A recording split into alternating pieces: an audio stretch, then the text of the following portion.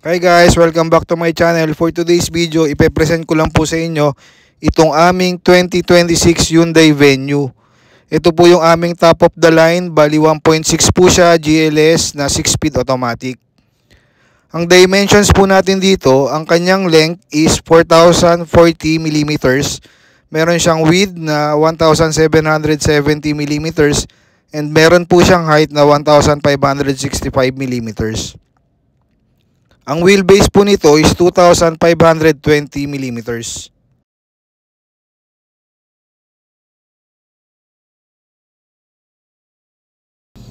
Dito po sa front, yan po yung ating signal light. Ito po yung ating headlamps. Halogen siya with static bending and then may DRL din po siya. Ito naman po yung ating front grille, color black po siya. Yung bumper po natin may combination po ng gray and black. So kung makikita nyo po yung front, napaka-stylish and sporty po tingnan ng ating Hyundai Venue. Sa side naman po may integrated na siya na fender flare, yan po yung color black. Ang suspension po natin sa front is MacPherson Strat. Tires po is Nexen tires, 205 55R17 yung size. Disc brake na po yung ating brakes sa front and rear with ABS and EBD.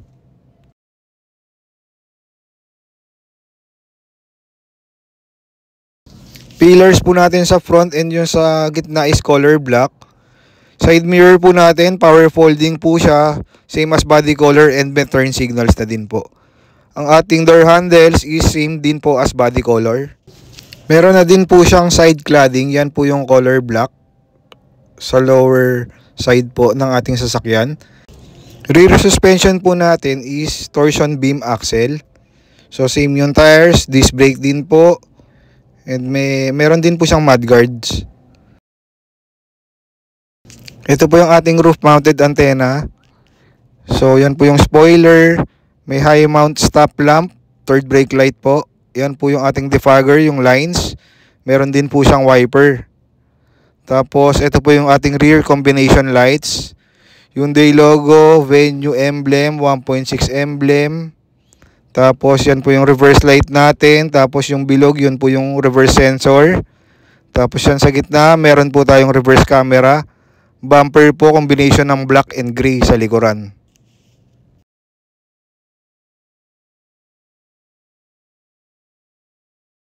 Ito po yung ating susi for the Venue GLS. Meron siyang lock and unlock ng doors and unlock po ng ating trunk. Ito po yung button, passive entry.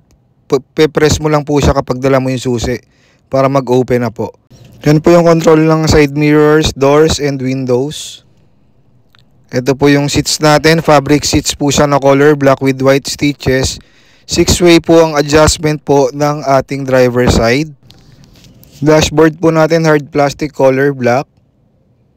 Push start na po yung ating engine. So pe-press lang po yun. So ito po yung ating instrument cluster, 4.2 LCD po yan.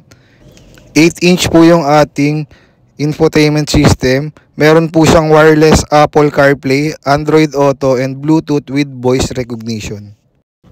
Meron din po siyang manual controls ng ating radio dito. Then ito po yung sa control po ng ating mga aircons, yung fan, and then yung temperature. Meron po tayong dalawang USB port. Ito po, meron po siyang shift lock release. Meron siyang drive modes, tsaka traction mode. So yan, ipe-press tsaka i-shift nyo lang po yan. Ito po, meron din po siyang reverse sensor and meron din po siyang camera. So yung camera po natin, yan may lines, may perimeter po yan. So guide po yan kapag magpa-park kayo, magagamit nyo po talaga yan. So sumusunod siya kapag lumiliko po kayo. Dito po sa center, meron pong 2 cup holders. Manual po yung kanyang handbrake. Ito po yung armrest. Steering type po nito is motor driven power steering. Naka-leather na din po ito. Tapos meron din po siyang audio controls. And ito naman po sa dashboard na controls. Meron po tayong front dual airbags, driver and passenger airbags. And then yan, yung vanity po natin, meron po siyang mirror and meron din po siyang lights sa passenger. Ganon din po sa driver, meron din po siyang mirror tsaka may lights din po.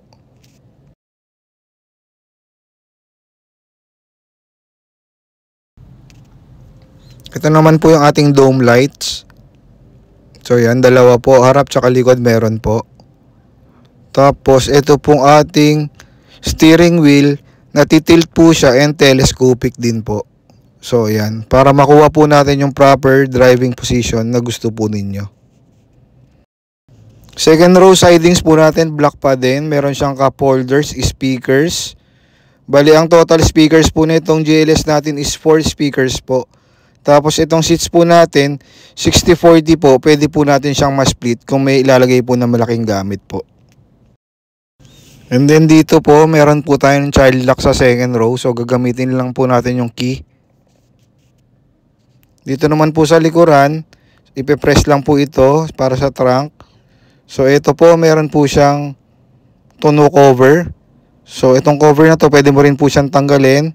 Meron siyang lagyan ng plastics or paper bag sa side. And then ito po yung kanyang spare tire tsaka yung set of tools. Ngayon check naman po natin yung engine ng ating Hyundai Venue.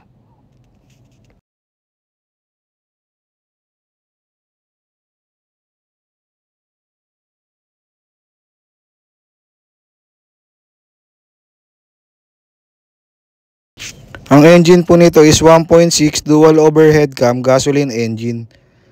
Ang maximum output po nito is 123 horses.